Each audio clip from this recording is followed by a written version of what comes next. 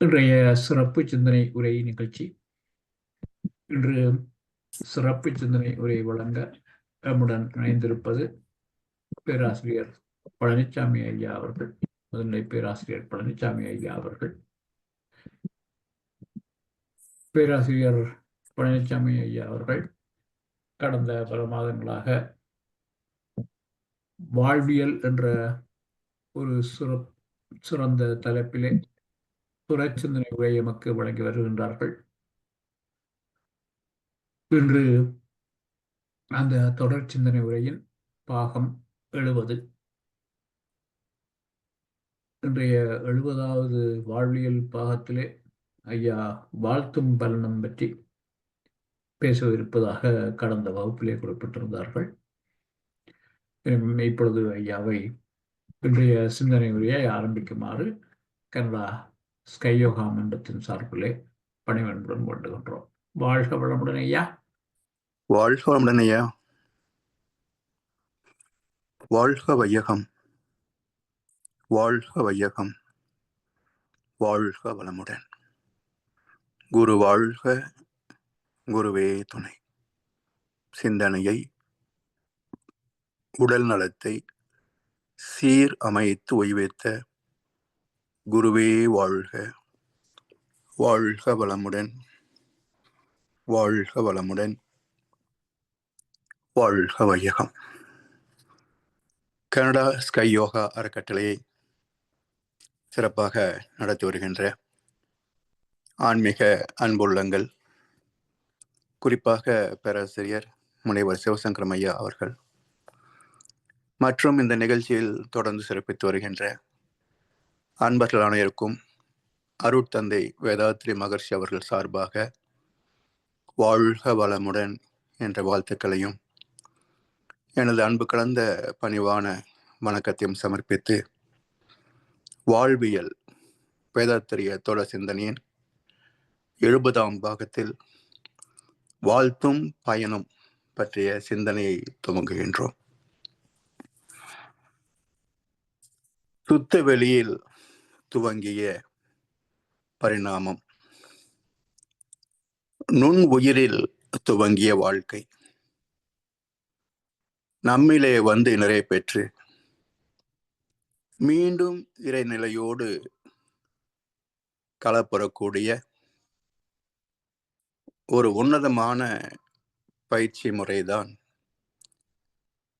அருள் தந்தை வேதாத்திரி மகர்ஷி அவர்களால் இந்த மனித குலத்திற்கு அருளப்பட்ட வேதாத்திரியம் என்ற மனவளக்கலை பயிற்சிகள். இவற்றிலே மகர்ஷி தந்த பயிற்சிகளிலே, தத்துவத்திலே ஒரு முக்கியமான அங்கம் வாழ்க வளமுடன், வாழ்க வையகம் என்ற ஒரு தாரக மந்திரம். இதனுடைய உட்பொருள், ரகசியார்த்தம் எப்படி இந்த வாழ்த்து பயனாகிறது என்ற கருத்தை சிந்திக்கின்ற போது தமிழ் மொழியின் சிறப்பு ழகரம், ழ என்ற எழுத்தை உச்சரிக்கின்ற போது நுனி நாக்கு மேலெழுத்தை தொடும்.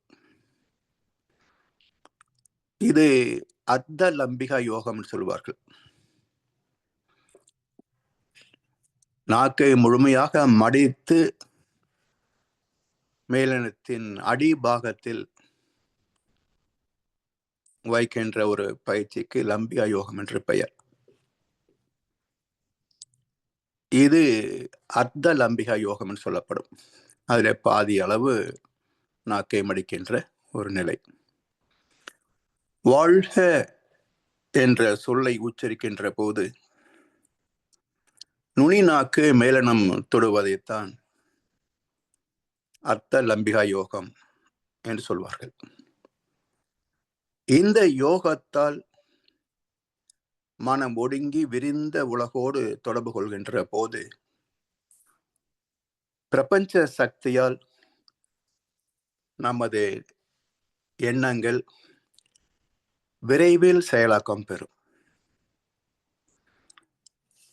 இதை கிராமப்புறங்களிலே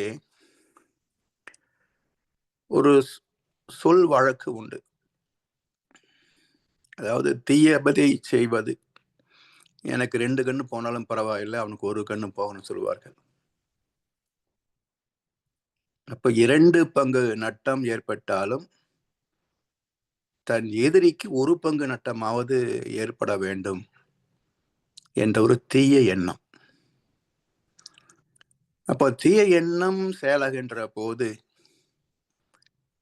நல்லெண்ணத்திற்கு அதை விட ஆற்றல் அதிகமாக இருக்குமே.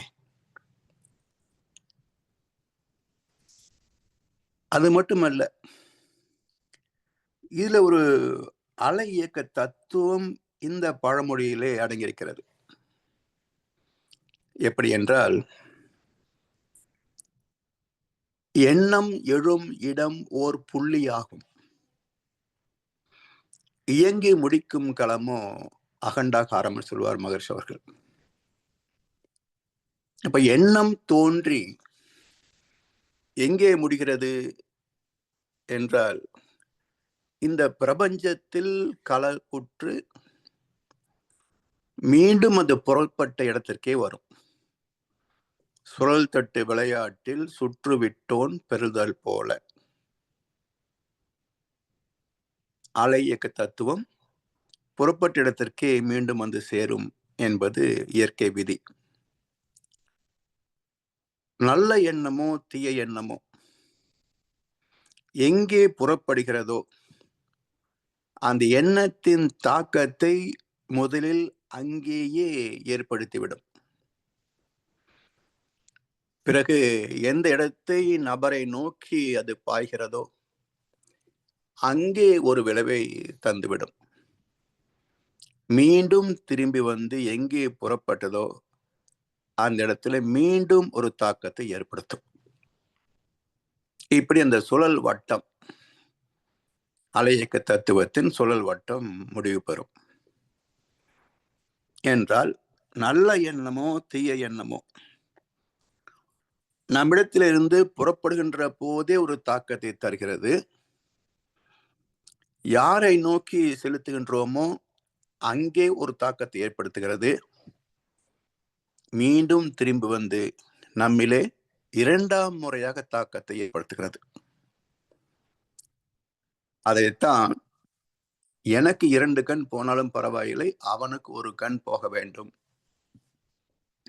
என்ற பழமொழியினுடைய உட்கருத்து. இது தீயது. ஆனாலும் அலைக்கு தத்துவம் அதிலே மாற்று கருத்து இல்லை. இது போலவே ஒரு நல்ல எண்ணத்தை நாம் நினைக்கின்ற போது அதுவும் நமக்கு 2 பங்கு நன்மை தரும் அல்லவா? அதனால்தான் வாழ்த்துகின்ற போது கரவில்லாமல் வாழ்த்தலாம். நாம வாழ்த்தி அவங்க நல்லா வாழ்ந்துருவாங்களோ என்ற எண்ணமே நமக்கு தேவையில்லை. வாழ்த்தும் பயனும் என்று சொல்கின்ற போது பொதுவா மற்ற இடத்திலே நாம் மாற்றத்தை எதிர்பார்க்கிறோம். நம்ம மன்றங்களை கூட வாழ்த்துகின்ற போது என்ன மாற்றம் என்றால், அவரை வாழ்த்தினேன், இவரை வாழ்த்தினேன், இதை வாழ்த்தினேன், அதை வாழ்த்தினேன், நடந்தது நடக்கல என்று பேசுவார்கள். ஆனால் முதலில் இது நமக்கு 2 பங்கு நன்மை தரக்கூடியது. அதனால்தான் பாசிட்டிவ் திங்கிங் சொல்கிறார்களே, ஆக்கப்பூர்வமான நற்சிந்தனைகள், நல்ல எண்ணங்கள். அதனால்தான் வாழ்த்துகின்ற பண்பாட்டை வலியுறுத்தி சொல்வார் மகர்ஷி அவர்கள். காலை எழுந்தவுடன் வாழ்க வையகம், வாழ்க வளமுடன் 10 முறை சொல்லுங்க. இரவு படுக்கையில் அமர்ந்து கொண்டு 10 முறை சொல்லிவிட்டு பிறகு படுத்து உறங்குங்கள் என்பார். இதனுடைய நற்பயன் என்ன என்றால், காலையில் தருகின்ற வாழ்த்து அன்றைய பொழுதுக்கு நமக்கு ஒரு இனிமையான மன அலையை நிலைக்க செய்யும்.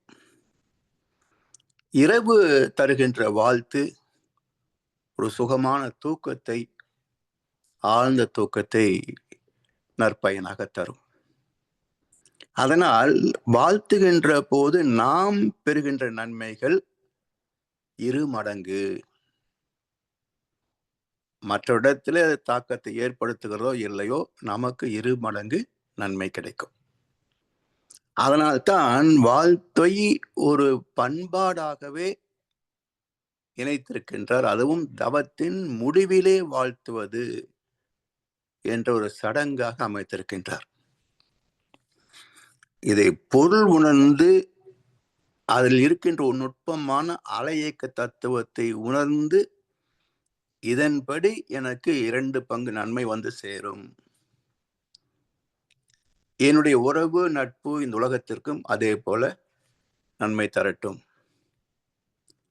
என்று விரிந்த மனதோடு வாழ்த்த வேண்டும். அமைதி நிலையிலே வாழ்த்த வேண்டும்.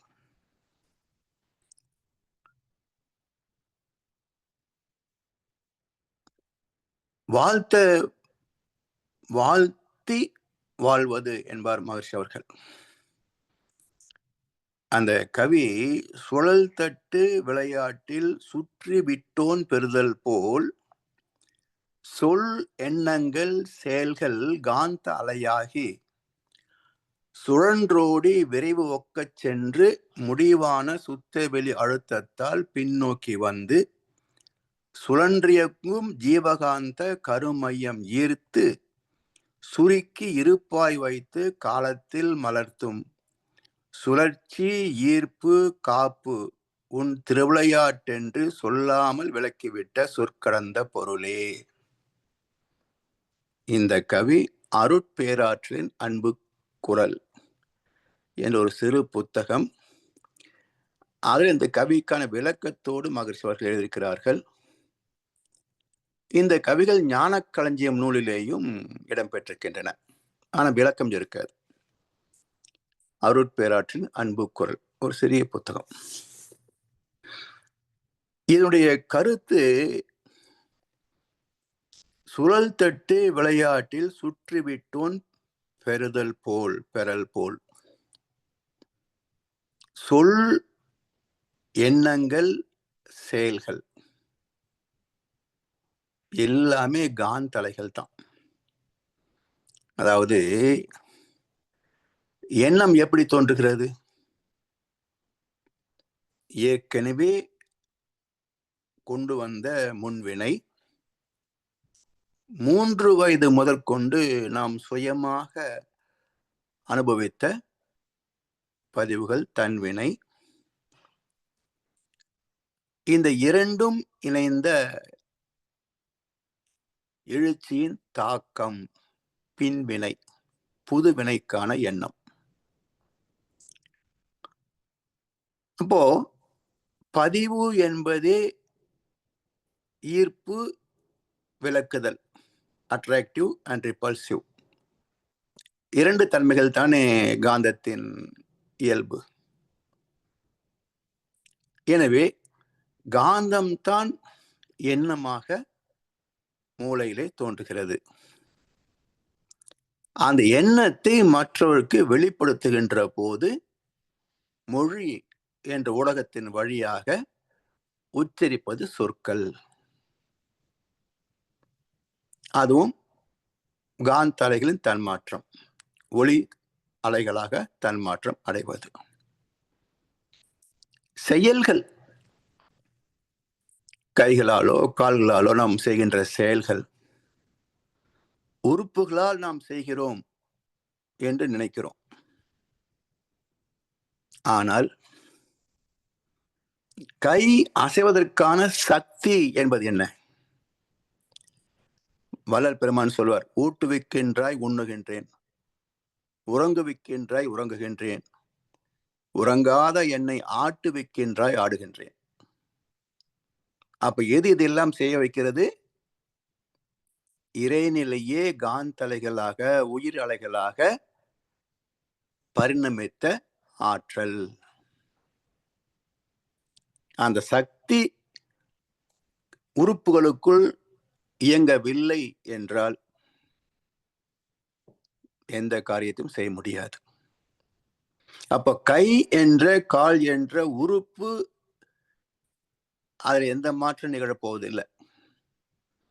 அதற்குள் இருக்கின்ற உயிர் அலைகள், காந்தலைகள், அவற்றை எப்படி விரல்களை பயன்படுத்துவது, கையை எப்படி பயன்படுத்துவது, அந்த காரியத்தை எப்படி நன்மை தரத்தக்க வகையிலே வெற்றிகரமாக முடிப்பது, இவையெல்லாம் காந்த ஆற்றலின் வெளிப்பாடு, சக்தி வெளிப்பாடே தவிர கைகளால் தனித்து வேலை செய்ய முடியாது. எனவே சொல், எண்ணங்கள், செயல்கள் காந்த அலையாகி சுழன்று ஓடி விரைவு ஒக்கச் சென்று முடிவான சுத்தவெளி அழுத்தத்தால் பின்னோக்கி வந்து, இதெல்லாம் அலை என்றாலே சுழற்சி தான். அது சுழற்சி மட்டுமல்ல, ஸ்பிரிங் போல விரிந்து கொண்டே போகும். எப்படி குளத்திலே ஒரு கல்லை எறிந்தால் எழுகின்ற அலைகள் அப்படியே தவழ்ந்து தவழ்ந்து கரை வரைக்கும் போய் முடிகிறதோ, அதே போல எண்ணம், சொல், செயல் என்ற நிலையிலே காந்தலை தன்மாற்றம் அடைந்து சுழன்று வெளிப்படுகின்ற போது அது அப்படியே பரவிக்கொண்டே போய் உலகத்தின் எல்லை, பிரபஞ்சத்தின் எல்லை, அது வரைக்கும் போகும். அதன் பிறகு இதை சூழ்ந்திருப்பது என்ன? சுத்தவெளி. அதிலே மோதி திரும்பும். அப்படி திரும்பி வருவதை நாம் ஈர்க்கின்ற போது பதிவு சொல்கின்றோம். இந்த சுத்தவெளி அழுத்துகின்ற போது இதுவரைக்கும் முன்னோக்கி பாய்ந்து சென்ற காந்தலைகள் பின்னோக்கி வருகிறது. திரும்ப பின்னோக்கி வரும், யூட்டர்ன் அடித்து பின்னோக்கி வருகிறது. வந்து சுழன்று இயங்கும் ஜீவகாந்த கருமையம் ஈர்த்து சுருக்கி இருப்பாய் வைத்து காலத்தில் மலர்த்தும். அது மூளை வழியாக, புலன்கள் வழியாக உள்ளே வந்து உடலில் சுழன்று ஓடுகின்ற காந்தலையோடு கலப்புற்று ஓடி ஓடி கருமையத்திலே போய் இருப்பாகும். அப்ப சுழற்சி, ஈர்ப்பு, காப்பு. காப்பு என்றால் காப்பாற்றுதல். இந்த அனுபவங்கள் எல்லாம் பத்திரமாக அழிந்து போகாமல் காப்பாற்றி வைத்து அந்தந்த செயலுக்கு தக்க விளைவை முதிர்வு நேரத்திலே வெளிப்படுத்தி சுக துக்கத்தை, சுகம் அல்லது துக்கத்தை நமக்கு விளைவாக தரும். எத்தனை ஆண்டுகள் இந்த ரெக்கார்டு, இந்த பதிவு காப்பாற்றப்படுகிறது என்றால் குறைந்தபட்சம் 140 ஆண்டுகள், 7 தலைமுறை. அதற்கு மேலும் இருக்கும். ஆனால் அது எண்ணமாக பிரதிபலிக்காது, உள்ளடங்கி இருக்கும். அதுதான் பேட்டன்ட் அண்ட் லேட்டன்ட் என்று சொல்வார்கள் ஜெனடிக் சயின்ஸ்ல. எனவே 7 தலைமுறை வரைக்கும் தான் அது பிரதிபலிக்குமே தவிர அதன் பிறகு அது மிக நுணுக்கமான அலைகளாக 14 அலை வகையில அது மிக நுண் அலைகளாக இருக்குமே தவிர, அதாவது பிரபஞ்ச ரகசியங்கள். மற்றபடி அதற்கு 7 தலைமுறைக்கு மேல் அது மீண்டும் ஒரு தாக்கத்தை ஏற்படுத்தக்கூடிய வலு இருக்காது. அப்போ சுழன்றெங்கும் ஜீவகாந்த கருமையம் ஈர்த்து சுருக்கி இருப்பாய் வைத்து காலத்தில் மலர்த்தும். Maturity time. சுழற்சி, ஈர்ப்பு, காப்பு உன் திருவிளையாட்டென்று சொல்லாமல் விளக்கிவிட்ட சொற்கடந்த பொருளே. இறைவன் எந்த மொழியில நம்ம இடத்துல பேசுவான்?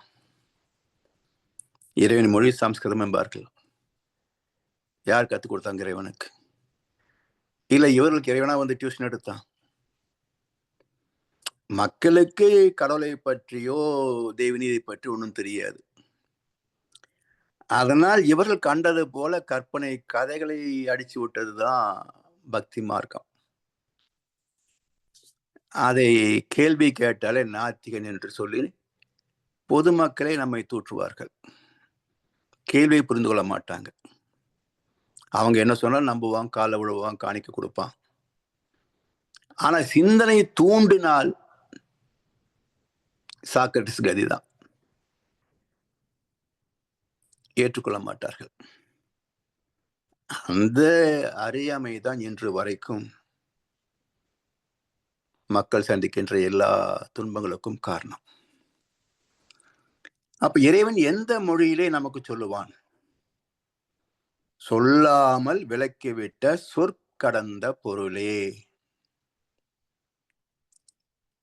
அது உணர்வு பரிமாற்றம். அதாவது புத்தர் பெருமான் ஒரு நாள் நீண்ட லவத்தில் அமர்ந்து விட்டார். அவருடைய சீடர்கள் எல்லோரும் கிட்டத்தட்ட ஒரு 50 சீடர்கள். அவர் தவம் முடிந்து சத் சங்கம் என்று நற்கருத்துக்களை போதனை செய்வார்.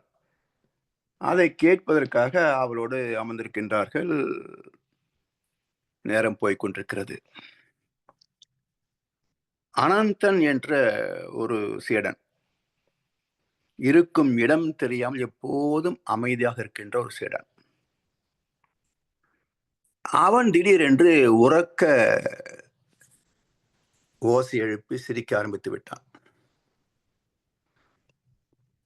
புத்தர் மெதுவாக கண்களை திறந்தார். அருகில் இருந்த ஒரு தாமரை மலரை எடுத்து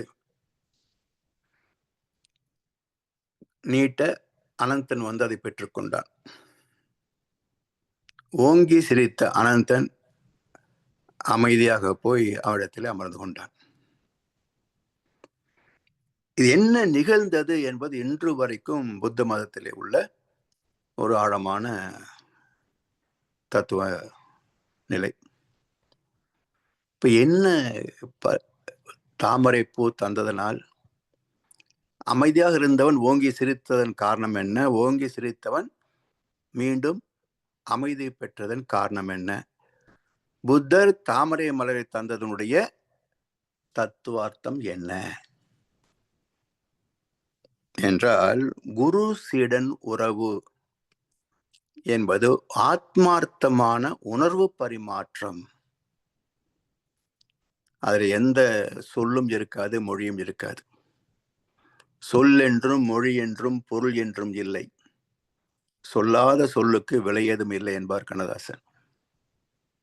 சொல்லாத சொல்லுக்கு என்ன அர்த்தம், என்ன மதிப்பு, என்ன உணர்வு, சுகமா துக்கமா?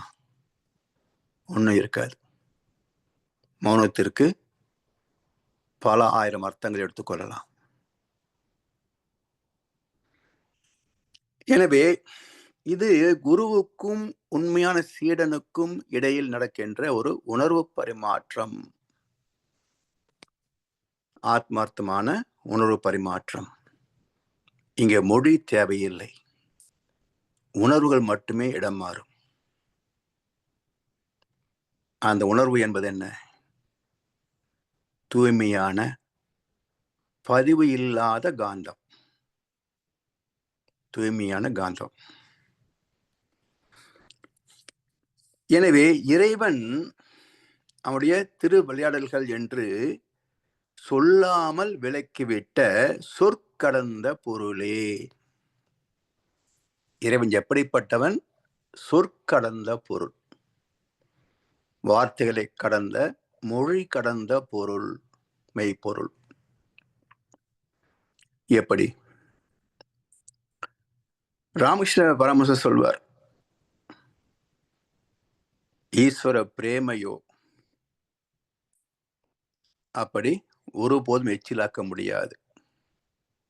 இந்த வேதங்கள், புராணங்கள், உபனிஷத்துக்கள், இதிகாசங்கள், கிரந்தங்கள், பாஷ்யங்கள் மக்களை மிரள வைப்பதற்கு இது போன்ற விளையாட்டுகள் எல்லாம் நிறைய காட்டுவாங்க.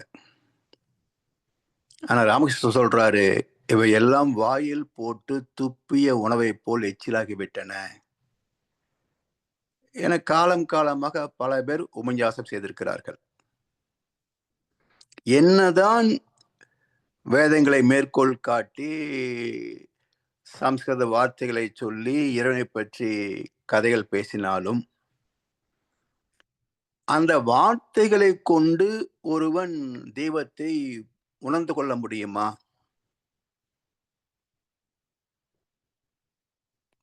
அப்படி எங்கேயாவது நிகழ்ந்திருக்கிறதா? வெறும் உபன்யாசத்தால் மட்டுமே ஒரு பக்தன் ஞானம் பெற்றதாக எங்கேயாவது சரித்திர சான்று உண்டா? பாருங்க, சாத்தியமில்லை. வெறும் கட்டுக்கதை தான். அப்ப என்ன சொல்ல வர்றாங்க என்றால், இது இறை உணர்வு என்பது சுய அனுபவம், காந்த தன்மாற்றம், காந்த பரிமாற்றம். அதாவது ஓசை, ஒளி அல்லது ஒரு எண்ணம் என்ற தன்மாற்றம் இல்லாத மிக தூய்மையான தெய்வீக காந்தலைகள், இறைத்துகள் போன்றதுன்னு வச்சுக்கோங்களேன். மிக தூய்மையான காந்தலைகள். அந்த காந்தத்தின் மூலமாகத்தான் இறைவன் தன்னை வெளிப்படுத்திக் கொள்கின்றான்.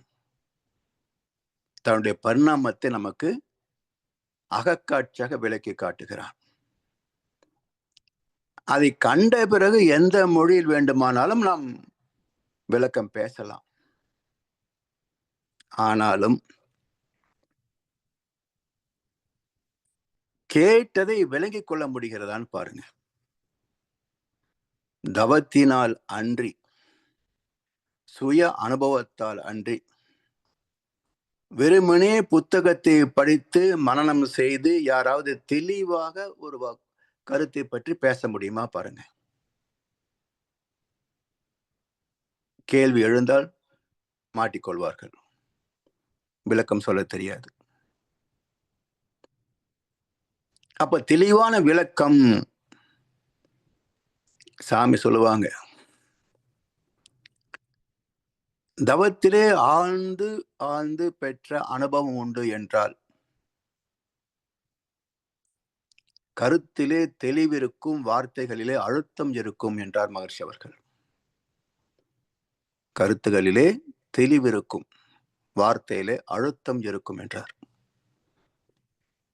இதுதான் உணர்ந்து சொல்வதற்கும் மனனம் செய்து சொல்வதற்கும் உள்ள பேதம். எனவே சுய அனுபவம், ஏனென்றால் இறைவனுக்கு மொழி கிடையாது, மௌனம். கண்டனவெல்லாம் மௌன உரு வெளி அதாகவே கருதி அஞ்சலி செய்குவோம் என்றார் தாய்மானார். இறைவனின் மொழி மௌனம். மௌனத்தில் தான் இறைவனை உணர முடியுமே தவிர போற்றி போற்றி இறைவனை உணர முடியாது. அவையெல்லாம் செயல்கள். செயல் கடந்த நிலையிலே, மனம் கடந்த நிலையிலே தான் இறைவனை அனுபவிக்க முடியும். அதற்கு துணை செய்வது மந்திர உச்சாடனங்கள். அதைத்தான் நட்ட கல்லை சுற்றி வந்து 4 புஷ்பம் சாத்தியே சுற்றி வந்து மொன என்று சொல்லும் மந்திரம் ஏதடா என்று நாத்திகவாதத்தை பேசினார். யாருங்க? அரசியல் கட்சிக்காரங்கல்ல, சித்தர் பெருமான், சிவவாக்கியர். சித்தர்கள் எல்லோருமே நாத்திகர்கள் தான். சித்தர்கள் எல்லோருமே நாத்திகர்கள் தான். ஞானிகளும் நாத்திகர்கள் தான். ஏன்னா இறைவனை உள்ளவாறு அறிகின்ற போது உருவங்கள், தோற்றங்கள் அனைத்தும் கற்பனை என்பது புரிந்து போகும். அப்போ இதுதான் தெய்வம் என்று சாதிப்பவர்கள் பக்தர்கள். சரி சரி, இதுவும் தெய்வம்தான் என்று ஏற்றுக்கொள்பவர்கள் ஞானிகள். எப்படி ஏற்றுக்கொள்கிறீர்கள் என்று கேட்டால் அதுக்கு விளக்கம் சொல்வார். ஆனா பக்தியில் அந்த விளக்கம் இருக்காது. எப்படி இது கடவுள் நம்புகிறாய் என்று கேட்ட விளக்கம் சொல்லுவாங்களா? இல்ல. எனவே சொல்லாமல் விளக்கிவிட்ட சொற்கடந்த பொருளே. இந்த காந்த தத்துவத்தை புரிந்து கொண்டால்தான் அதுவேதான் எல்லாமாக தரம் மாறிக்கொண்டிருக்கிறது. அதிலே ஒரு அம்சம் நல்ல ஒளி அலைகள், பாசிட்டிவ் வைப்ரேஷன். அந்த நல்ல ஒளி அலைகளுக்குத்தான் வாழ்த்து என்ற சொல், வாழ்க என்ற சொல். சிக்கல்களை தீர்ப்பதற்கும் நன்மைகளை பெறுவதற்கும் வாழ்த்துகின்ற பண்பாடு தலைமுறைகளாக வந்து கொண்டிருக்கின்றன, தொடர்ந்து வந்து கொண்டிருக்கின்றன. ஆனால் மற்றவர் நலத்தை நேசிக்கின்ற பரந்த மனம் எத்தனை பேருக்கு உண்டு? எந்தெந்த விதத்திலே உண்டு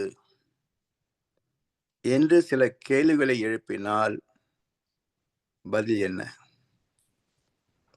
இப்ப அலுவலகத்துல சக ஊழியர் ஒருவருக்கு ஒரு பதவி உயர்வு.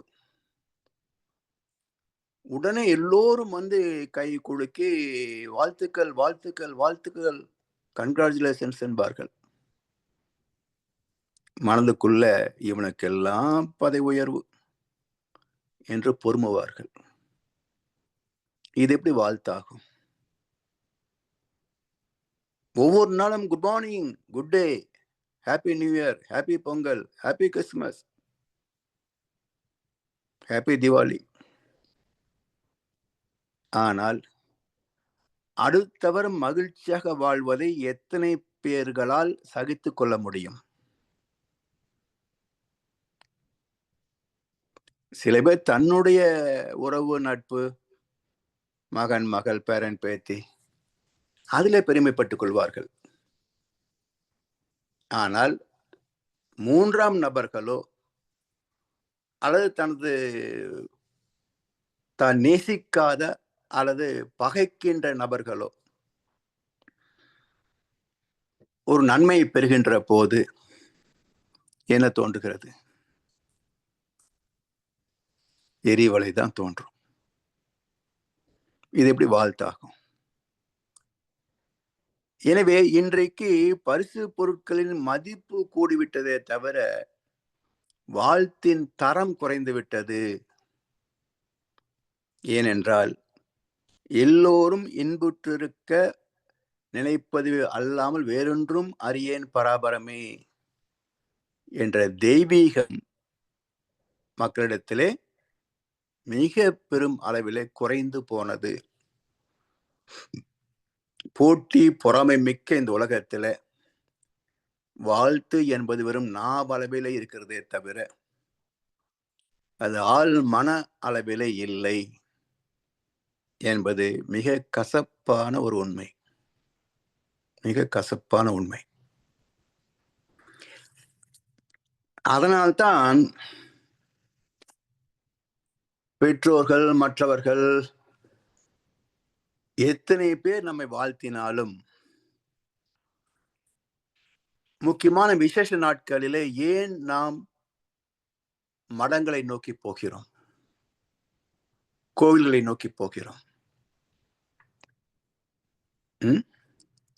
ஒரு மகானுடைய ஆசீர்வாதம், வாழ்த்துக்கள் நமக்கு நன்மைகளை அருளும் என்ற நம்பிக்கையின் அடிப்படையில் தான் மடங்களை நாம் நாடுகின்றோமே தவிர வேற என்ன காரணம்? கோவிலுக்கு போகிறோம், அர்ச்சனிடத்திலே சொல்லுகின்றோம், இன்னைக்கு பிறந்தநாள் சாமி அர்ச்சனை பண்ணுங்கோ, இன்னைக்கு திருமண நாள் சாமி அர்ச்சனை பண்ணுங்கோ. அவருக்கு என்ன சந்தோஷமா நம்ம திருமண நாளுக்கும் பிறந்த நாளுக்கும்? அவருக்கு என்ன கொஞ்சம் அதிகமான தொகையா கொடுப்பார். அதன் மீதுதான் அவருக்கு நாட்டமே தவிர நாம் நலம் பெற்று வாழ வேண்டும் என்ற நாட்டம் அவருக்கு இருக்காது. ஏன்னா அவருக்கும் குழந்தை, குட்டி, மனைவி, மக்கள், சொந்த பந்தம் எல்லாம் இருக்கு, தேவைகள் இருக்கு. அப்ப அதுக்கு இன்றைக்கு எவ்வளவு வசூல் வரும்ன்றதான் எதிர்பார்ப்பாரே தவிர எல்லோரும் இன்புற்று இருக்க நினைக்க மாட்டார்கள். இப்படி எல்லாம் நடைமுறையை பார்க்கின்ற போது எப்படி நாம் இதை சொல்லுகின்றோம் என்ற ஒரு கேள்வி வரலாம். மற்றவங்க நல்லா வாழ்த்தலைன்றதை எப்படி நீங்க சொல்றீங்க என்றால், வாழ்த்துக்கு அடிப்படை அன்பு. வாழ்த்துக்கு அடிப்படை அன்பு. அன்புதான் கருணையாக மாறும். கருணையின் ஒரு அம்சம்தான் வாழ்த்து. அப்ப அன்பு இல்லாத மனதிலே கருணை இல்லை, கருணை இல்லாத வாழ்த்திலே உண்மை இல்லை. கண்ணதாசன் அழகா சொல்வார், கருணை பொங்கும் உள்ளம் அது கடவுள் வாழும் இல்லம். கருணை மறந்தே வாழ்கின்றார், தினம் கடவுளை தேடி அலைகின்றார். என்ன பிரயோஜனம்? எனவே அன்பு என்பது பல பேருக்கு அன்புக்குரிய பொருளே தெரியாதுங்க. அன்பு செலுத்துகிறோம், அன்பு செலுத்துகிறோம் பாருங்க. அன்பு என்பது என்ன? அது எங்கே இருக்கும்? நாம் மனைவி, மக்கள், குழந்தைகள், உறவு, நட்பு, நம்முடைய நாடு, நம்முடைய மொழி, நம்முடைய கட்சி, நம்முடைய சமுதாயம், இவை எல்லாம் எல்லை கட்டிய அன்பு. எல்லை கட்டிய அன்புக்கு இன்னொரு பேர் பந்தம், பற்று, பாசம். இதைத்தான் மக்கள் அன்பு நினைக்கிறாங்க. இந்த அன்பு எப்படி பேதப்படுதுன்னு பாருங்க. 2 குழந்தைகள் ஒரு குடும்பத்துல, ஒரு தம்பதிக்கு 2 குழந்தைகள். ஒரு குழந்தை மிக சிறப்பாக அறிவுபூர்வமாக செயல்படும். இன்னொன்னு எந்த சொல் சொன்னாலும் காதிலே போட்டுக்காது. இப்போ எந்த குழந்தைக்கு இந்த தாய் தந்தையர் மதிப்பளிக்கிறார்கள் பாருங்க. எது ஒழுக்கமாக இருக்கிறதோ, தாய் தந்தை சொற்படி நடக்கிறதோ, அந்த குழந்தைக்குத்தான் அங்கீகாரம் அதிகம். அது ஏதாவது கேட்டா உடனே வாங்கி கொடுப்பாங்க. இந்த காதிலே போட்டுக்கொள்ளாத குழந்தை இருக்க, அதுக்கு உண்மையான தேவை என்று கேட்டாலும் கூட உனக்கு இது போதும் போ. இப்போ இவர்கள் 2 குழந்தைகள் இவருடைய குழந்தைகள் தான். இந்த 2 குழந்தைகள் மீதும் செலுத்துகின்ற அன்பு ஒரே அளவா என்று ஒரு தராசு தட்டிலே வைத்தால் என்ன நிலைமை? தட்டு கொஞ்சம் இறங்கும், ஏறும். இது எப்படி அன்புன்னு சொல்வீங்க? இது பாசம்.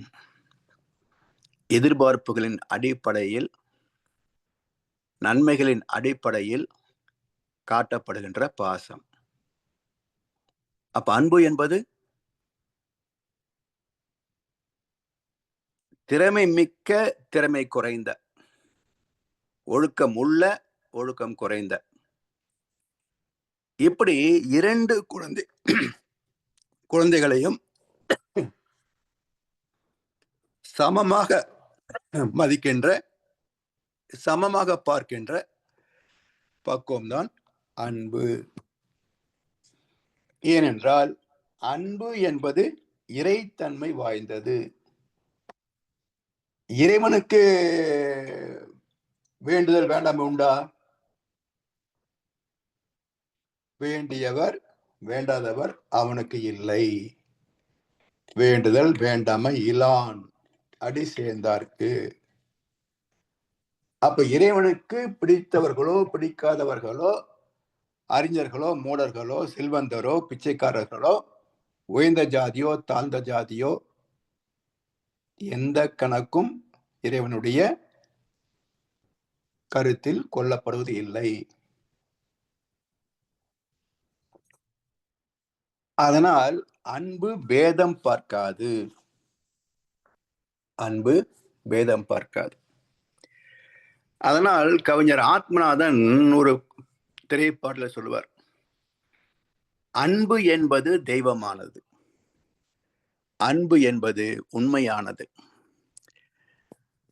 மதத்தின் மீது வைத்த அன்பு பக்தியானது, மனிதன் மீது வைத்த அன்பு பாசமானது, இதய ஏழை மீது வைத்த அன்பு கருணையானது, இதயம் மீது வைத்த அன்பு உண்மையானது என்றார். இதயம் என்றால் ஆத்ம கருமையம். அப்ப இதயம் மீது வைத்த அன்பு உண்மையானது.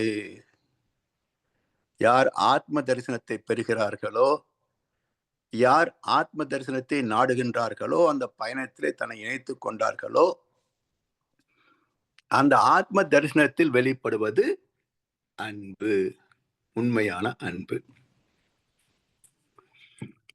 அதனால்தான் லவ் இஸ் காட், அன்பே சிவம்,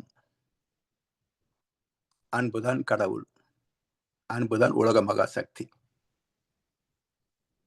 அந்த அன்பு யாரிடத்திலே அன்கண்டிஷனல் பிளஸ்ஸிங்ஸ், எதிர்பார்ப்பில்லாத வாழ்த்துக்களாக எங்கே கிடைக்கும் என்றால், இவர் நம்ம தட்டில் எவ்வளவு காசு போடுவார், 5 10 500 என்று எதிர்பார்க்க மாட்டார். இவர் காலில் விழுந்து விழுந்து கும்பிடுவாரா, இல்ல இவர் நின்றுகிட்டே வாழ்த்துக்கன்னு கேட்பாரா, கண்டுகொள்ள மாட்டார். எந்த பேதமும் பார்க்காமல் வருகின்ற அனைவரையும் ஒரே மனநிலையிலிருந்து வாழ்த்தக்கூடிய பக்குவம் யாருக்கு உண்டு என்றால், உண்மையான ஞானிக்குத்தான் உண்டு, உண்மையான குருவுக்குத்தான் உண்டு. அப்படிப்பட்ட குரு அருட்தந்தை வேதாத்ரி மகர்ஷி அவர்கள். பல முறை சந்தித்த போதெல்லாம் நான் பார்த்திருக்கின்றேன். அன்றைக்கு வந்த புதிய அன்பராக இருந்தாலும் சரி, சங்கத்தின் தலைவராக இருந்தாலும் சரி, எல்லோருக்கும் ஒன்று போல் முகபாவனை, ஒன்று போல் வாழ்க வளமுடன் என்ற வாழ்த்து, வேதமே இருக்காது. ஒரு முறை கேட்ட போது சாமி சொன்னாங்க, உங்களுடைய குணங்களையோ உருவத்தையோ நான் பார்ப்பது இல்லை, உங்களுக்குள் இருக்கின்ற பிரம்மத்தை பார்க்கிறேன் என்றார். அதனால்தான் எல்லோரையும் ஒரே மாதிரி வாழ்த்துகிறேன் என்பார். அப்படி எந்த எதிர்பார்ப்பும் இல்லாமல் எல்லோரையும் இறைவனின் பிம்பங்களாகவே பார்க்கக்கூடிய பக்குவம், அதுதான் அசல் ஞானத்தின் வெளிப்பாடு. அந்த வெளிப்பாட்டில் மிளிர்வது வாழ்த்துக்கள். அந்த வாழ்த்து மிக மிக மிக சக்தி வாய்ந்த அலைகள். ஒரு வாழ்த்து என்பது வாய் திறந்து சொல்ல வேண்டியது இல்லைங்க. மகர்ஷி ஒரு பார்வை பார்த்தாலே அதில பொருள் உண்டு.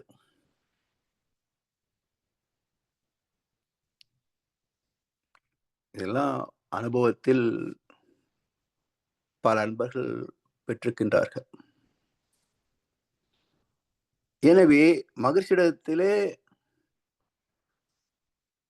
பொது நோக்கோடு வருகின்ற எல்லோருக்கும் அவருடைய வாழ்த்து மிக பெரும் அளவிலே நன்மைகளை செய்யும். தனக்கு மட்டுமே நினைச்சா அது சுருங்கி போயிடும். வாழ்த்துல பேதம் இல்லை, ஆனால் அது நம்மிடத்திலே ஊடுருவுகிறது அல்லவா? அந்த ஊடுருவலிலே மனம் விரிந்திருந்தால் எளிதில் உள்ளே நுழையும். எனக்கு மட்டும் என்று சுருங்கியிருந்தால் அந்த இரும்பு திரைக்குள் நுழைவது கஷ்டம் தானே, வேற ஒண்ணும் இல்லை. வாழ்த்து ஒன்றேதான். விரிந்த மனதில் எளிதாக நுழையும். இரும்பு திரைக்குள் சற்று கடினமாகத்தான் நுழையும். அப்போ அளவு கம்மி தானே, பயன் குறைவு தானே. எனவே பேதம் கடந்தவரது வாழ்த்துதான் உண்மையில் அர்த்தமுள்ள நிறைவான முழுமையான வாழ்த்து. அதனால்தான் மக்கள் தெரிந்தோ தெரியாமலோ ஒரு ஆன்மீகவாதியின், ஒரு மகானின், ஞானியின் ஆசீர்வாதத்தை எதிர்பார்த்து சுப தினங்களிலே போய் வரிசையில் நிற்கிறார்கள். இந்த உணர்வை பெறுவதற்கு எல்லோரிடத்திலும் பிரம்மத்தை பார்க்கிறேன் சொன்னார் இல்லையா மகரிஷி, அதுக்கு பேர் தான் பிரம்ம ஞானம். யார் ஒருவன் எல்லா பொருட்களிலும் என்னை காண வல்லவனோ, எனக்குள்ளாக அனைத்தையும் காண வல்லவனோ, அவன் என்னை விட்டு நீங்குவதில்லை, நானும் அவனை விட்டு விலகுவதில்லை. அப்போ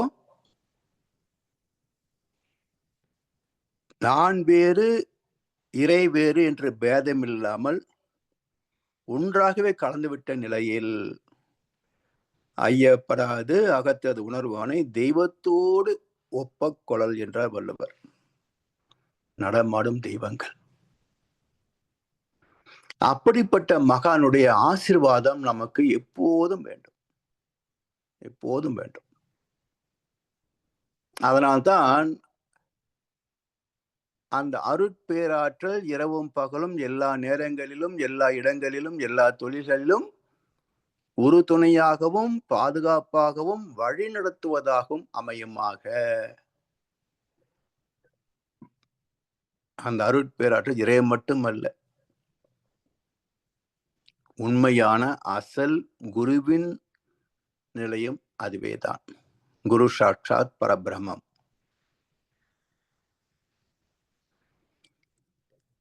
இப்படி ஒவ்வொரு ஜீவனிலும் இறைவனை காணக்கூடிய பக்குவம் வராத வரைக்கும், பிரம்ம ஞானம் வெளிப்படாத வரைக்கும் எதிர்பார்ப்பில்லாத வாழ்த்து வராது, அன்கண்டிஷனல் பிளஸிங்ஸ் வராது. தெய்வீகம் மலராத வரைக்கும் வாழ்த்து என்பது ஒரு சடங்காகத்தான் இருக்கும். இப்போ இன்றைக்கு எத்தனை பேருக்கு இறை உணர்வு இருக்குன்னு பாருங்க. அப்ப அந்த வாழ்த்து வெறும் சடங்கு. இதுல என்ன நன்மைகள் வந்து சேர்ந்துரும் நினைக்கிறீங்க? பெருசா ஒண்ணு வந்துடாதுங்க. எனவே இந்த வாழ்த்துக்களை எல்லாம் உண்மை என்று ஏற்க முடிவது இல்லை.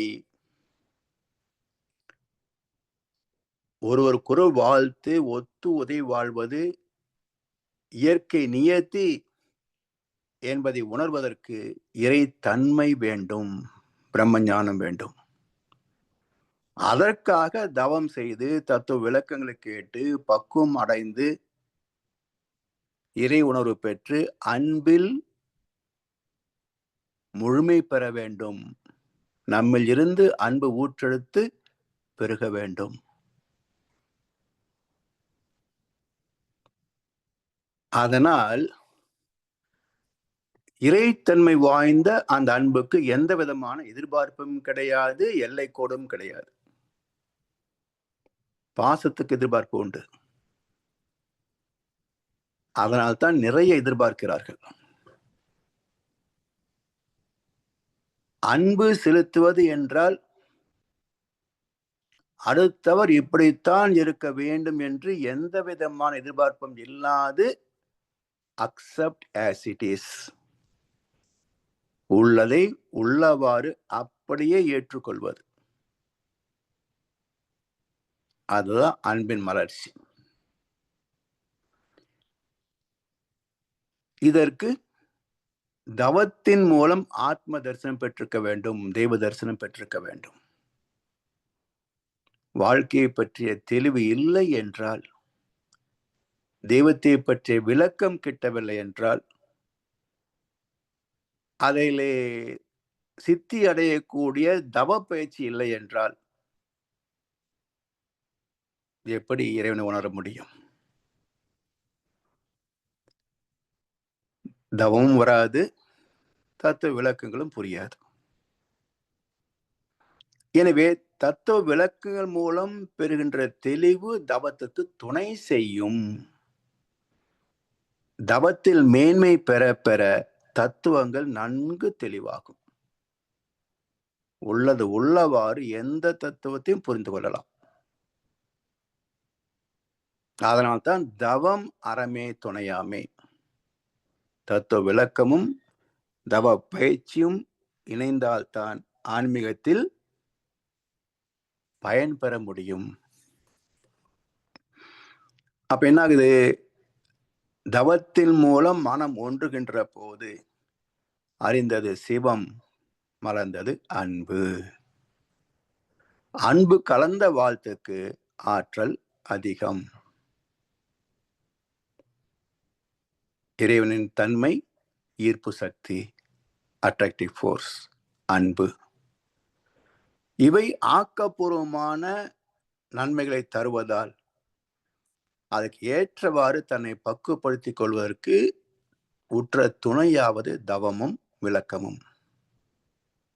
அதனால்தான் மகர்ஷி அவர்கள் தவத்தின் முடிவில் வாழ்த்துவது என்ற சடங்கை அமைத்திருக்கின்றார்கள். எப்பவும் வாழ்த்துவதற்கும் தவம் முடிந்த பிறகு அந்த தவ நிலையில் நின்று வாழ்த்துவதற்கும் மிக பெரும் பேதம் உண்டு, மிக பெரும் பேதம் உண்டு. ஏன்னா சாந்தமான அலைகளுக்குத்தான் சக்தி அதிகம். இப்போ இறை துகள் தான் எல்லாமாக மாற்றம் பெற்றிருக்கிறது. ஆனா வேகம் எவ்வளவுங்க? இறை துகளின் வேகம் 1 முதல் 3. அப்ப 40 வரைக்கும் போகின்ற மனதுக்கு இல்லாத வலிமை 3 முதல் 1 ஆகிய இறை துகளுக்கு உண்டு. அப்போ வேகத்தில் சக்தி குறைவு, விவேகத்தில் ஆற்றல் அதிகம். அந்த விவேகம், வேகம் அற்ற நிலைதான் விவேகம். வேகத்துக்கு எதிர்ச்சொல் விவேகம், இயக்கத்துக்கு எதிர்ச்சொல் இருப்பு. எனவே எந்த அளவுக்கு மன வேகத்தில் உள்ளொடுங்கி போகின்றோமோ அந்த அளவுக்கு வாழ்த்துக்களுக்கு பலம் அதிகம், ஆற்றல் அதிகம். மௌனத்தில் பிறக்கும் ஒலிக்கும் வாழ்த்துக்கு சக்தி அதிகம். உலக விதிப்படியே நுண்ணிய அலைகளுக்குத்தான் சக்தி அதிகம். இப்போ கடற்கரையில் நடந்து போகிறோம். அந்த மணலில் நடக்கின்ற போது காலடி சுவடுகளின் முன்பகுதி குழிந்திருக்கும். 5 விரலின் உந்து சக்தி அடுத்த அடி வைப்பதற்கான ஆற்றலை தருகிறது. வில்லில் பூட்டிய அம்பை பின்னால் இழுக்கும் அளவுக்கு அம்பின் வேகம் நீண்ட தூரம் பயணிக்கும்.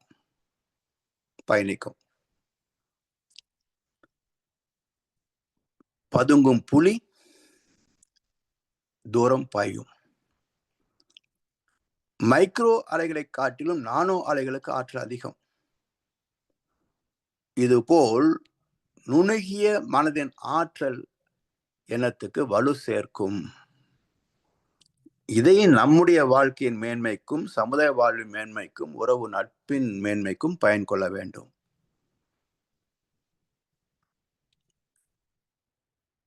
கடலில் இருந்து ஆவியாக புறப்பட்ட நீர் மீண்டும் கடலை வந்து அடைவது போல நமது எண்ணமும் புறப்பட்ட நம்மிடமே வந்து நிறைவேறும். நமது பேர குழந்தைகளை கண்டவுடன் தோன்றும் அன்பு நம்மை மகிழ்விக்கிறது. அதை கண்ட பேர குழந்தை மகிழ்கிறது என்றாலும் அந்த குழந்தையின் மகிழ்ச்சியை விட நமது மகிழ்ச்சி அதிகம் தானே. பேர குழந்தைகளை கொஞ்சுகிறோம், அது நாம் கொஞ்சம் அளவுக்கு அது இடம் தருதான் பாருங்க, இருக்காது. அப்ப 2 பங்கு மகிழ்ச்சி நாம் பெறுகிறோம். நம்முடைய அன்புக்கு ஆட்பட்டு அது ஒரு பங்கு மகிழ்ச்சியை பெறுகிறது. அப்ப தருபவர் தான் அதிகம் பெறுகிறார்கள்.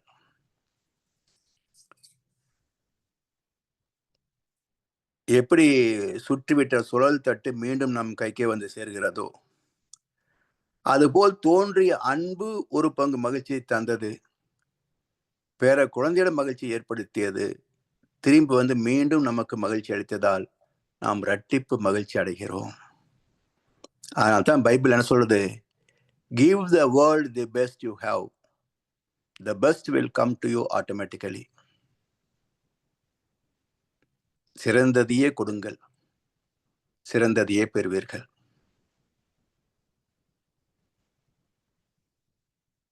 இதெல்லாம் வாழ்க்கையின் பாடம், இயற்கையின் ரகசியம். அலை இயக்க தத்துவத்தை ஏற்கனவே பார்த்துக்கிறோம். Class, reflection, refraction, penetration, interaction. இதன்படி நம்மிடம் புறப்படுகின்ற வாழ்த்து குறிப்பிட்ட நபரை சென்று அடையும். அந்த நேரம் அவர் நமது அலைவேகத்தில் இல்லை என்றால், நாம தவத்திலே நண்பரையோ யாரோ ஒருத்தரை வாழ்த்துகிறோம். அந்த நேரத்தில் அவர் உணர்ச்சி வயப்பட்ட நிலையில் ஏதோ செய்து கொண்டிருந்தால், இந்த வாழ்த்து அவரை தாக்குமா, நன்மை செய்யுமா என்றால்,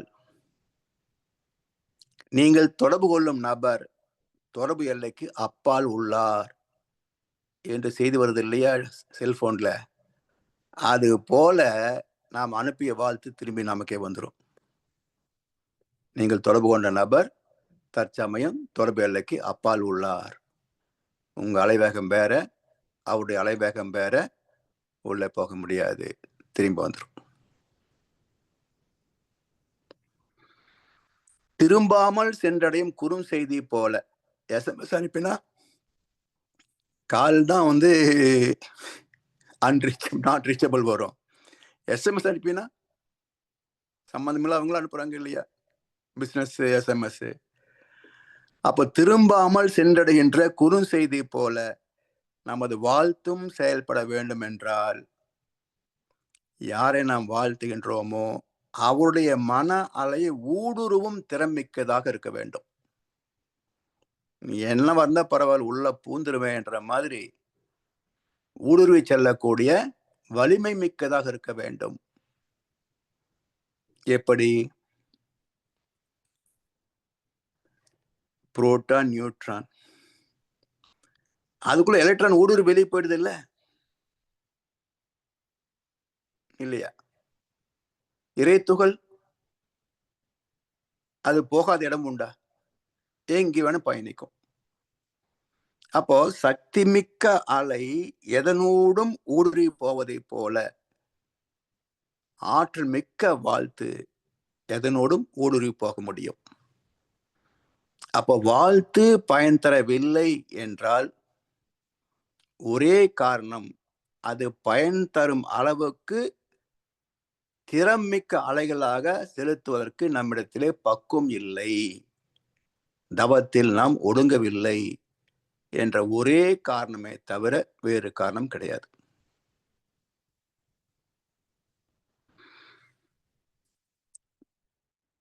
எனவே தவத்திலே ஆழ்ந்த அனுபவமும் திறமையும் தவ ஆற்றலும் பெற வேண்டும். இதை உணராமல் மகிழ்ச்சி தந்த விளக்கத்திலே பயிற்சிகளிலே குறை காண்பது அறியாமை. ஒன்றி நின்று அறிவை பழக்க, உறுதி நுட்பம் சக்தி இவை அதிகமாகும். ஒரு கவியில வருது இல்லையா?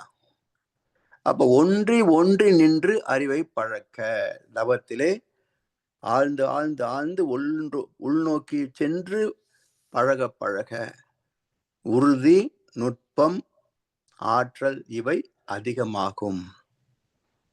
அப்ப யாருடைய மனதையும் ஊடுருவி போக முடியும். அப்போதைக்கு அது உணரப்படவில்லை என்றாலும் பிறகு என்னை கூப்பிட்டீங்களா, ஏதோ கூப்பிட்ட மாதிரி இருந்தது அப்படின்னு கேட்பாங்க. அது நினைவுக்கு வரும். எப்படி சில சமயங்கள் எஸ்எம்எஸ் வந்து சேரவில்லை என்றாலும் அந்த சிக்னல் சரியா கிடைக்கிற போது உள்ள வந்து விழுந்திருப்பாங்க. ஏற்கனவே ஒரு கால் வந்தது, உங்களால் அட்டன் பண்ண முடியல, கால் மேனேஜர் செக் பண்ணுங்க வருது இல்லை, அது போல வந்து சேர்ந்துடும்.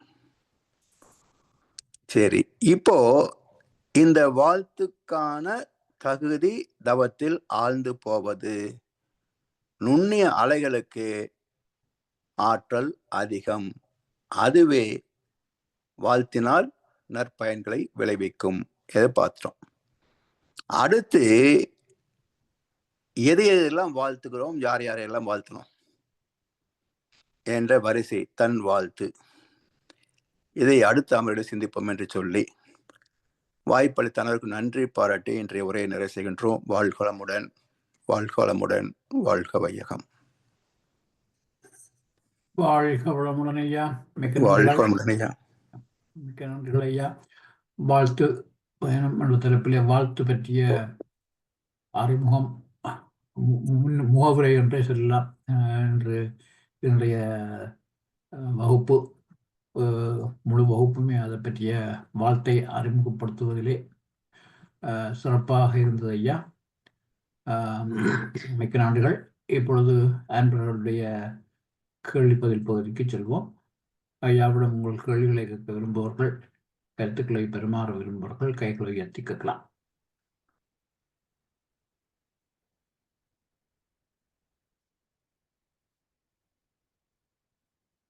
ஐயா, நான் ஒரு கேள்வி கேட்கிறேன் ஐயா. சொல்லுங்கய்யா. இது ஒரு விதண்டாவாத கேள்வி மாதிரியான ஒரு கேள்வி ஐயா.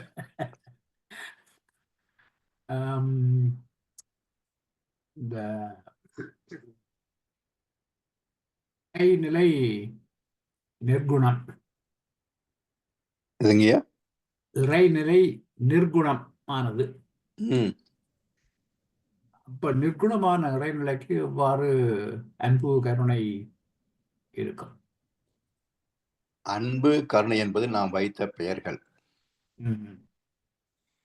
அடிப்படையில் attractive force and repulsive force.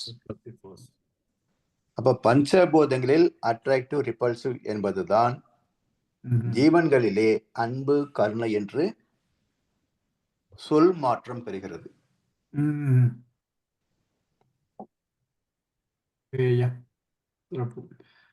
சரிங்களா ஐயா? வாழ்க வளமுடன் ஐயா. வாழ்க வளமுடன் ஐயா. ஐயா, இந்த விதண்டாவாத கேள்வி என்று எனக்கு அப்படி ஒரு ஞாபகம் வந்துடுது ஐயா. அப்படி ஒரு கேள்வின்னு சொல்லி ஒரு என்னென்னு சொன்னால் ஐயா, அதுக்கு மேலே ஐயா ஒரு விஷயம் சொல்லணும் என்ற ஐயா, உங்கள்கிட்ட சிந்தனை முறையில் ஐயா ஒரு ஈர்ப்பு இருக்குது. நான் அதுக்கு எனக்கு அந்த வார்த்தைகள் எப்படி சொல்கிறதுன்னு கண்டுபிடிக்க முடியறதில்லை.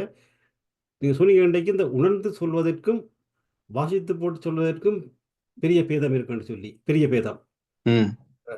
நான் அதை எனக்கு இன்றைக்கு தான் அந்த வார்த்தையை கிடைச்சதுன்னா உங்களோட சிந்தனை முறையில் ஒரு ஈர்ப்பு இருக்குது. காரணம், நீங்கள் கன விஷயங்களை ஆராய்ச்சி செய்து உணர்ந்து பேசுகிறீங்க. அது பெரிய ஒரு விஷயம்னு சொல்லி அது இதுக்கு முதலே சொல்லியிருக்கிறேன்.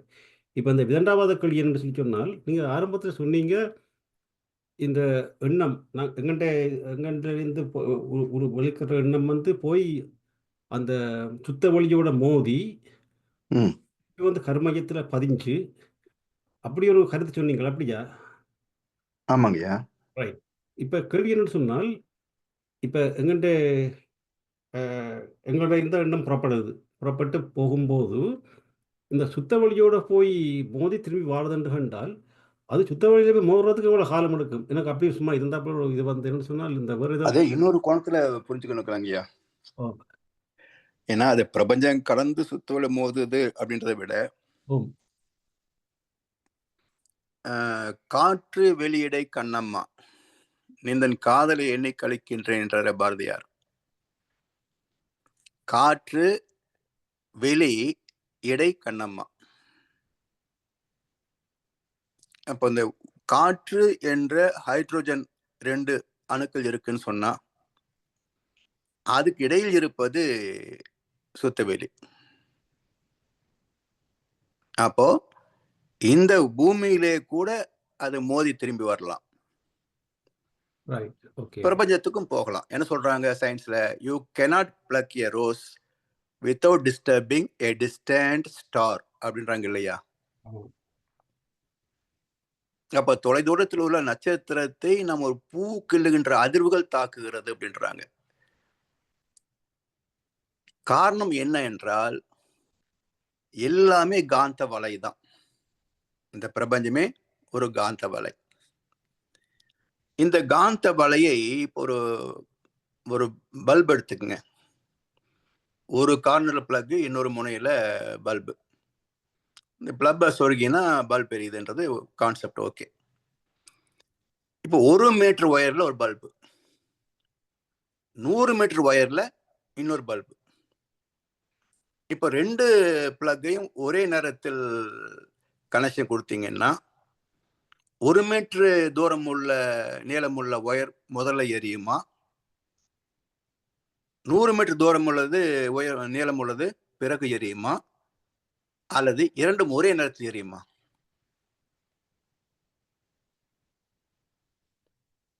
என்னங்கய்யா? ஒரு ஒயர் 1 மீட்டர் நீளம், இன்னொன்னு 100 மீட்டர் நீளம். ரெண்டும் ஒரு நுனி பிளக், இன்னொரு நுனி பல்ப் இருக்கு. 2 பிளக்கும் ஒரே நேரத்தில் கனெக்ஷன் கொடுத்தீங்கன்னா 1 மீட்டருக்கும் 100 மீட்டருக்கும் பேதம் இருக்குமா, அல்லது ரெண்டும் ஒரே நேரத்தில் எரியுமா? ஒரே நேரத்தில் எரியும். ஒரே நேரத்தில் எரியும். இதே போலத்தான் இந்த காந்த வலை நமக்கு பக்கத்தில் இருந்தாலும் சரி, தொலைதூர நட்சத்திரம் இருந்தாலும் சரி, ஒரே நேரத்தில் தாக்கத்தை ஏற்படுத்தும். அதனால சொல்றாங்க ஒரு பூவை கிள்ளுகின்ற போது அதிர்வாங்க ஏற்படும்ன்றாங்க. ஏன்னா எல்லாமே ஒரே நெட், மெகா நெட். ஒரு இடத்தில் ஒரு அதிர்வு ஏற்பட்டால் அது எல்லா இடத்துக்கும் போகும்.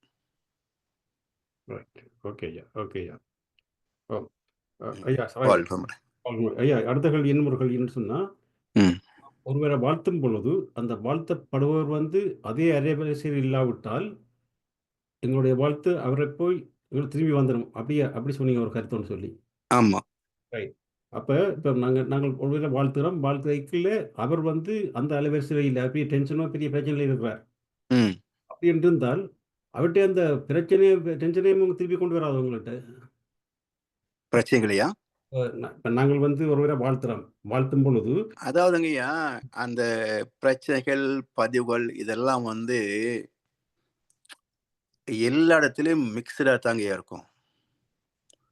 நாம் எதை பயன் கொள்கின்றோமோ, இந்த சென்டர் ஆஃப் கிராவிட்டி, நம்முடைய ஆத்மா என்ற மையத்தை வைத்துக்கொண்டு எதை நாம் சிந்திக்கின்றோமோ அதுக்கு தகுந்த கனெக்ஷன் வந்துட்டு இருக்கும். அவ்வளவுதான். ஸோ இதுல வந்து நீங்க எந்த மனிதனிடத்துல எந்த தப்பு இல்லை. இப்போ திருடுன்னு சொல்றோம், அவன் எப்படிலாம் திருடுவான் அப்படின்றது போலீஸ்காரன் தெரியுமா இல்லையா? ஆனா திருட மாட்டார் இல்லையா? ஆனா 2 பேருக்கும் அந்த அறிவு இருக்கு. அப்போ ஒருத்தன் செய்யறான், இன்னொருத்தன் செய்யறது இல்லை, பிடிக்கிறான். இது போலதான் எல்லா அனுபவங்களுமே.